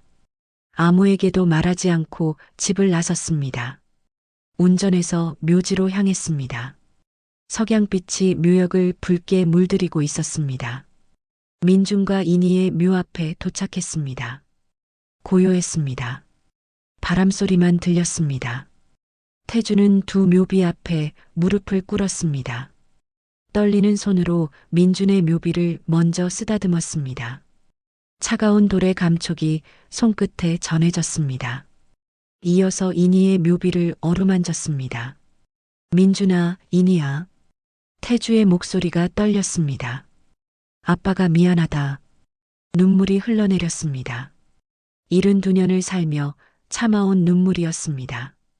너희가 뭘 원하는지, 무슨 생각을 하는지 한 번도 물어보지 않았구나. 태주는 하늘을 올려다보았습니다. 석양이 지고 있었습니다. 회사가 중요하다고, 후계자가 되어야 한다고 강요만 했지.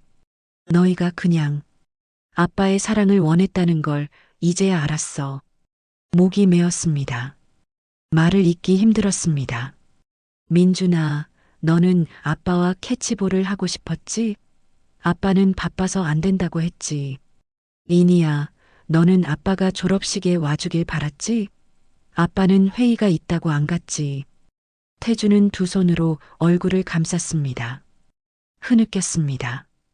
온몸이 떨렸습니다. 그런데 아빠는 한 번도 더 이상 말할 수 없었습니다. 울음이 터져 나왔습니다. 억눌러왔던 슬픔, 후회, 그리움이 한꺼번에 쏟아졌습니다. 한참을 울었습니다. 시간이 얼마나 지났는지 몰랐습니다. 울음이 잦아들었습니다. 고개를 들어 하늘을 바라보았습니다. 해가 지고 있었습니다. 준혁과 손주들이 있어서 아빠가 배우고 있어. 사랑하는 법을. 너무 늦었지만 그래도 배우고 있어. 태주의 목소리가 조금 안정되었습니다. 이니야, 내가 선택한 사람은 정말 좋은 사람이야. 착하고 성실하고 내 아이들을 잘 키우고 있어. 민준아, 내 조카들은 너를 많이 닮았어. 밝고 씩씩해. 태주는 묘비를 다시 쓰다듬었습니다. 하늘에서 지켜봐줘. 아빠가 이제는 제대로 할게. 너희가 못 본 사랑을 손주들한테 줄게. 석양빛 아래 홀로 우는 노인의 모습이 처연했습니다. 세상에서 가장 강했던 사람이 가장 약한 모습으로 앉아 있었습니다. 그때 멀리서 발소리가 들렸습니다. 태주는 고개를 돌렸습니다. 준혁이 담요를 들고 다가오고 있었습니다. 준혁은 아무 말 없이 태주의 떨리는 어깨에 담요를 덮어줬습니다. 그리고 옆에 무릎을 꿇고 함께 앉았습니다. 어떻게? 차무영 씨가 연락했습니다. 회장님이 혼자 나가셨다고. 준혁이 조용히 말했습니다. 태주는 고개를 끄덕였습니다. 잠시 후 또 다른 발소리가 들렸습니다. 작은 발소리였습니다. 준서와 준하가 혜진의 손을 잡고 조용히 다가왔습니다. 할아버지. 준하가 작게 불렀습니다. 할아버지 옆에 앉았습니다. 준서도 반대편에 앉으며 태주의 손을 꼭 잡았습니다. 혜진이 오빠 뒤에 섰습니다. 그의 어깨에 손을 올렸습니다. 자신도 눈물을 흘렸습니다. 오빠, 이제 괜찮아. 민준이와 이니가 오빠를 용서했을 거야. 혜진의 목소리가 떨렸습니다. 아니, 용서할 것도 없었을 거야. 그 애들은 오빠를 사랑했으니까. 태주가 손주들을 바라보았습니다. 준하가 할아버지의 뺨에 묻은 눈물을 작은 손으로 닦아줬습니다. 할아버지, 울지 마세요. 엄마가 할아버지 우는 거 싫어해요. 준서가 고개를 끄덕이며 덧붙였습니다. 엄마랑 삼촌이 하늘에서 웃고 있어요. 우리 모두 함께 있으니까요. 준혁이 태주를 바라보며 조용히 말했습니다. 아버님, 이니가 제게 했던 마지막 말이 있습니다. 태주가 준혁을 바라보았습니다. 우리 아빠는 표현을 못할 뿐이지 세상에서 가장 따뜻한 마음을 가진 분이야. 그렇게 말했습니다. 이니는 알고 있었어요. 아버님의 사랑을. 태주의 입술이 떨렸습니다. 준혁의 손을 꽉 잡았습니다. 손주들을 끌어안았습니다. 혜진의 손을 감싸쥐었습니다. 5사람이 민준과 이니의 묘 앞에서 서로를 껴안고 함께 울었습니다. 슬픔의 눈물이 아니었습니다. 이제는 감동의 눈물이었습니다. 용서의 눈물이고 치유의 눈물이며 새로운 시작의 눈물이었습니다. 하늘에서는 별이 하나둘 떠오르기 시작했습니다. 2개의 별이 유난히 밝게 나란히 빛났습니다. 마치 민준과 이니가 함께 이들을 지켜보는 것처럼 반짝였습니다. 태주가 하늘을 올려다보며 마지막으로 속삭였습니다. 민준아, 이니야. 사랑한다. 아빠가 정말 사랑한다. 평생 하지 못했던 말이었습니다. 이제야 할 수 있었습니다. 준혁이 쌍둥이를 안고 일어섰습니다. 태주를 부축했습니다. 혜진이 오빠의 팔을 잡았습니다. 5 식구가 서로를 의지하며 천천히 묘역을 걸어 나왔습니다. 뒤돌아보지 않았습니다. 이제는 앞을 보며 걸어갈 시간이었습니다. 5년이 흘렀습니다. 봄날이었습니다. 7살이 된 준서와 준하가 추모공원에서 뛰어놀고 있었습니다. 웃음소리가 공원을 가득 채웠습니다. 태주는 벤치에 앉아 그 모습을 바라보고 있었습니다. 77살이 된 태주의 얼굴에는 주름이 더 깊어졌지만 눈빛은 평화로웠습니다. 준혁이 옆에 앉았습니다. 하상그룹 부회장이 된 준혁이었습니다. 이니의 사업 계획을 하나하나 실현시키고 있었습니다. 민준-인이 통합재단도 설립해 수많은 아이들을 돕고 있었습니다. 아버님, 행복하세요? 준혁이 물었습니다. 태주가 미소 지었습니다. 그래, 늦었지만 이제는 진짜 행복이 뭔지 알겠구나. 준하가 달려왔습니다. 할아버지 무릎에 앉으며 물었습니다. 할아버지, 엄마랑 삼촌이 우리 보고 있어요? 태주가 손녀의 머리를 쓰다듬으며 하늘을 가리켰습니다. 그럼 항상 보고 있지. 우리가 행복한 모습을 보며 함께 웃고 있을 거야. 준서가 뛰어와 할아버지의 다른 쪽 무릎에 앉았습니다. 할아버지, 우리 내일도 여기 올까요? 그래, 매일 와도 좋아. 할아버지는 너희와 함께 있는 게 제일 좋으니까. 태주가 두 손주를 꼭 안았습니다. 따뜻했습니다. 평생 느껴보지 못한 따뜻함이었습니다. 이것이 가족이구나. 이것이 사랑이구나. 준혁과 눈을 마주쳤습니다. 두 남자가 미소를 나눴습니다. 말하지 않아도 서로의 마음을 알았습니다. 인이가 남긴 가장 큰 선물은 이 사랑이었습니다.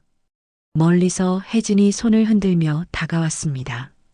오빠, 준혁, 아이들, 집에 가서 저녁 먹자. 다섯 식구가 손을 잡고 걸어갔습니다. 태주의 얼굴에는 평생 처음 보는 평화로운 미소가 가득했습니다. 차갑던 재벌 회장은 이제 세상에서 가장 따뜻한 할아버지가 되었습니다. 하늘에서 두 개의 별이 다정하게 나란히 빛났습니다. 민준과 인이가 미소 짓고 있는 것 같았습니다.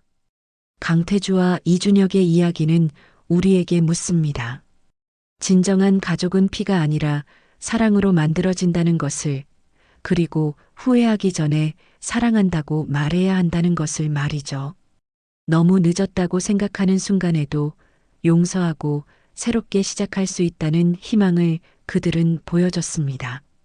당신의 소중한 사람에게 오늘 사랑한다고 말해보는 건 어떨까요? 이들의 행복을 응원하신다면 댓글로 남겨주세요.